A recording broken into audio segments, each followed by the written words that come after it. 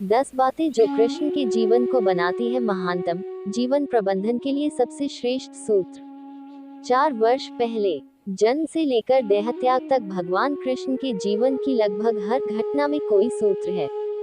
युद्ध भूमि पर दिया गया गीता का उपदेश संसार का श्रेष्ठतम ज्ञान माना जाता है। मैनेजमेंट मास्टर कहे या जगत गुरु, गिरधारी कहे या रणछोड़, भगवान कृष्ण के जितने नाम हैं उतनी कहानियां। जीवन जीने के तरीके को अगर किसी ने परिभाषित किया है तो वो कृष्ण है। कर्म से होकर परमात्मा तक जाने वाले मार्ग को उन्हीं ने बताया है। संसार से वैराग्य को सिरे से नकारा, कर्म का कोई विकल्प नहीं, ये सिद्ध किया। कृष्ण कहते हैं, मैं हर हाल में आता हूँ, जब पाप और अत्याचार का अंधकार होता है तब भी, जब प्रेम और भक्ति का उजाला होता है तब भी। दोनों ही परिस्थिति में मेरा आना निश्चित है। वैसे तो कृष्ण का संपूर्ण जीवन ही एक प्रबंधन की किताब है, जिसे सैकड़ों हजारों बार कहा सुना जा चुका है। कुरुक्षेत्र में 2 सेनाओं के बीच खड़े होकर भारी तनाव के समय कृष्ण ने अर्जुन को जो ज्ञान दिया, वो दुनिया का श्रेष्ठतम ज्ञान है। गीता का जन्म युद्ध के मैदान में 2 सेनाओं के बीच हुआ। जीवन की श्रेष्ठतम बातें भारी तनाव और दबाव में ही होती हैं। अगर आप दिमाग को शांत और मन को स्थिर रखने की कोशिश करें तो सबसे बुरी परिस्थितियों में भी आप अपने लिए कुछ बहुत बेहतरीन निकाल पाएंगे। ये कृष्ण सिखाते हैं। गीता पढ़ने से पहले अगर इसी बात को समझ लिया जाए तो गीता पढ़ना सफल हुआ। कृष्ण का जीवन ऐसी ही बातों से भरा पड़ा है, जरूरत है नजरिए की। उनका जीवन आपके लिए माइथोलॉजी का एक हिस्सा मात्र भी हो सकता है, और आपका पूरा जीवन बदल कर रख देने वाला ज्ञान भी। आवश्यकता हमारी है, हम उनके जीवन से लेना क्या चाहते हैं। कृष्ण मात्र कथाओं में पढ़ा या सुना जाने वाला पात्र नहीं है, वो चरित्र और व्यवहार में उतारे जाने वाले देवता हैं। कृष्ण से सीखे कैसे जीवन को श्रेष्ठ बनाया जाए। 10 बातें हैं जो अगर व्यवहार में उतार ली तो सफलता निश्चित मिलेगी। 1. शुरू से अंत तक जीवन संघर्ष ही है। कारागृह में जन्मे कृष्ण पैदा होते ही रात में यमुना पार कर गोकुल ले जाया गया। तीसरे दिन पुतना मारने आ गई। यहाँ से शुरू हुआ संघर्ष देह त्यागने से पहले द्वारिका डुबोने तक रहा। कृष्ण का जीवन कहता है, आप कोई भी हो, संसार में आए हैं तो संघर्ष हमेशा रहेगा। मानव जीवन में आकर परमात्मा भी सांसारिक चुनौतियों से बच नहीं सकता। कृष्ण ने कभी किसी बात की शिकायत नहीं की, हर परिस्थिति को जिया और जीता। कृष्ण कहते हैं, परिस्थितियों से भागो मत, उसके सामने डटकर खड़े हो जाओ, क्योंकि कर्म करना ही मानव जीवन का पहला कर्तव्य है। हम कर्मों से ही परेशानियों से जीत सकते हैं। 2. स्वस्थ शरीर से ही विजय है। कृष्ण का बचपन माखन मिश्री खाते हुए गुजरा। आज भी भोग लगाते हैं हम, लेकिन ये संकेत कुछ और है। आहार अच्छा हो, शुद्ध हो, बल देने वाला हो। बचपन में शरीर को अच्छा आहार मिलेगा तो ही इंसान युवा होकर वीर बनेगा। शरीर को स्वस्थ रखना है तो बचपन से ध्यान देने की जरूरत है। ये पेरेंटिंग के दौर से गुजर रहे युवाओं के लिए बड़ा मैसेज है। अपने बच्चों को ऐसा खाना दें जो उनको बल दे। सिर्फ स्वाद के लिए ही ना खिलाएं, तभी वे बड़े होकर स्वयं को और समाज को सही दिशा में ले जा पाएंगे। 3. पढ़ाई किताबी ना हो, रचनात्मक हो। कृष्ण ने अपनी शिक्षा मध्य प्रदेश के उज्जैन में सांदीपनी ऋषि के आश्रम में रहकर पूरी की थी। कहा जाता है 64 दिन में उन्होंने 64 कलाओं का ज्ञान हासिल कर लिया था। वैदिक ज्ञान के अलावा उन्होंने कलाएं सीखी। शिक्षा ऐसी ही होनी चाहिए जो हमारे व्यक्तित्व का रचनात्मक विकास करे। संगीत, नृत्य, युद्ध सहित 64 कलाओं कृष्ण के व्यक्तित्व का हिस्सा हैं। बच्चों में कोरा ज्ञान न भरें, उनकी रचनात्मकता को नए आयाम मिले, ऐसी शिक्षा व्यवस्था हो। 4. रिश्तों से ही जीवन है, बिना रिश्तों के कुछ नहीं। कृष्ण ने जीवन भर कभी उन लोगों का साथ नहीं छोड़ा जिनको मन से अपना माना। अर्जुन से वे युवावस्था में मिले, ऐसा महाभारत कहती है, लेकिन अर्जुन से उनका रिश्ता हमेशा मन का रहा। सुदामा हो या उद्धव, कृष्ण ने जिसे अपना मान लिया, उसका साथ जीवन भर दिया। रिश्तों के लिए कृष्ण ने कई लड़ाइयां लड़ी और रिश्तों से ही कई लड़ाइयां जीती।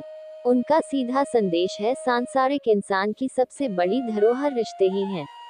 अगर किसी के पास रिश्तों का थाती नहीं है तो वो इंसान संसार के लिए गैर जरूरी है। इसलिए अपने रिश्तों को दिल से जिए, दिमाग से नहीं।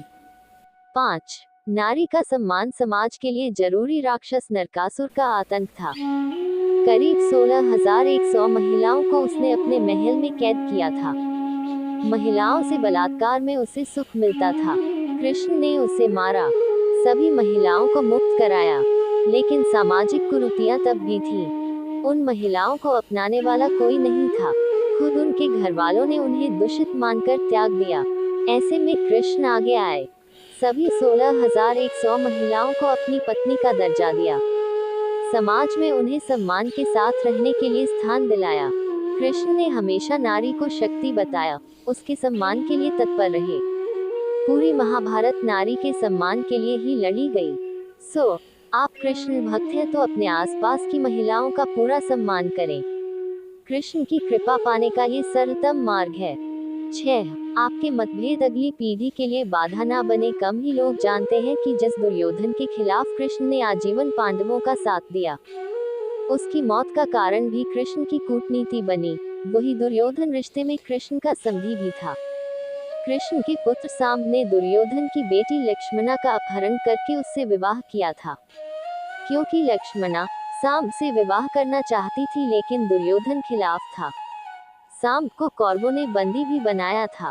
तब कृष्ण ने दुर्योधन को समझाया था कि हमारे मतभेद अपनी जगह हैं, लेकिन हमारे विचार हमारे बच्चों के भविष्य में बाधा नहीं बनने चाहिए। दो परिवारों के आपसी झगड़े में बच्चों के प्रेम की बलि ना चढ़ाई जाए। कृष्ण ने लक्ष्मणा को पूरे सम्मान के साथ अपने यहाँ रखा।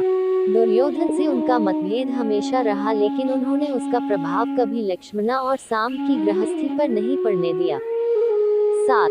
शांति का मार्ग ही विकास का रास्ता है। कृष्ण ने महाभारत युद्ध के पहले शांति से समझौता करने के लिए पांडवों और कौरवों के बीच मध्यस्थता की। हालांकि दोनों ही पक्ष युद्ध लड़ने के लिए आतुर थे, लेकिन कृष्ण ने हमेशा चाहा कि कैसे भी युद्ध टल जाए।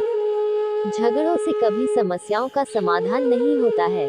शांति के मार्ग पर चलकर ही हम समाज का रचनात्मक विकास कर सकते हैं। कृष्ण ने समाज की शांति से मन की शांति तक दुनिया को ये समझाया कि कोई भी परेशानी तब तक मिट नहीं सकती जब तक वहाँ शांति ना हो, फिर चाहे वो समाज हो या हमारा खुद का मन। शांति से ही सुख मिल सकता है, साधनों से नहीं। 8. हमेशा दूरगामी परिणाम सोचे। महाभारत में जुए की घटना के बाद पांडवों को वनवास हो गया। कृष्ण ने अर्जुन को समझाया कि ये समय भविष्य के लिए तैयारी करने का है। महादेव शिव, देवराज इंद्र और दुर्गा की तपस्या करने को कहा। कृष्ण जानते थे कि दुर्योधन को कितना भी समझाया जाए, वो पांडवों को कभी उनका राज्य नहीं लौटाएगा। तब शक्ति और सामर्थ्य की जरूरत होगी। कर्ण के कुंडल कवच पांडवों की जीत में आड़े आएंगे, ये भी वे जानते थे। उन्होंने हर चीज पर बहुत दूरगामी सोच रखी। कोई भी फैसला तात्कालिक आवेश में नहीं लिया। हर चीज के लिए आने वाली पीढ़ियों तक का सोचा। यही सोच समाज का निर्माण करती है। 9. हर परिस्थिति में मन शांत और दिमाग स्थिर रहे। पांडवों के राजसूय यज्ञ में शिशुपाल कृष्ण को अपशब्द कहता रहा। छोटा भाई था, लेकिन मर्यादाएं तोड़ दी। पूरी सभा चकित थी, कुछ क्रोधित भी थे, लेकिन कृष्ण शांत थे, मुस्कुरा रहे थे। शांति दूत बनकर गए तो दुर्योधन ने अपमान किया। कृष्ण शांत रहे। अगर हमारा दिमाग स्थिर है, मन शांत है, तभी हम कोई सही निर्णय ले पाएंगे। आवेश में हमेशा हादसे होते हैं, ये कृष्ण सिखाते हैं। विपरीत परिस्थितियों में भी कभी विचलित नहीं होने का गुण कृष्ण से बेहतर कोई नहीं जानता। 10. लीडर बने, श्रेय लेने की होड़ से बचें। कृष्ण ने दुनिया भर के राजाओं को जीता था। जहां ऐसे राजाओं का राज था जो भ्रष्ट थे, जैसे जरासंध, लेकिन कभी किसी राजा का सिंहासन नहीं छीना। कृष्ण के पूरे जीवन में कभी ऐसा नहीं हुआ कि उन्होंने किसी राजा को मारकर उसका शासन खुद लिया हो। जरासंध को मारकर उसके बेटे को राजा बनाया, जो चरित्र का अच्छा था। सभी जगह ऐसे लोगों को बैठाया जो धर्म को जानते थे। कभी किंग नहीं बने, हमेशा किंगमेकर की भूमिका में रहे। महाभारत युद्ध में भी खुद हथियार नहीं उठाया, पूरा युद्ध कूटनीति से लड़ा। पांडवों को सलाह देते रहे, लेकिन जीतने का श्रेय भीम और अर्जुन को दिया।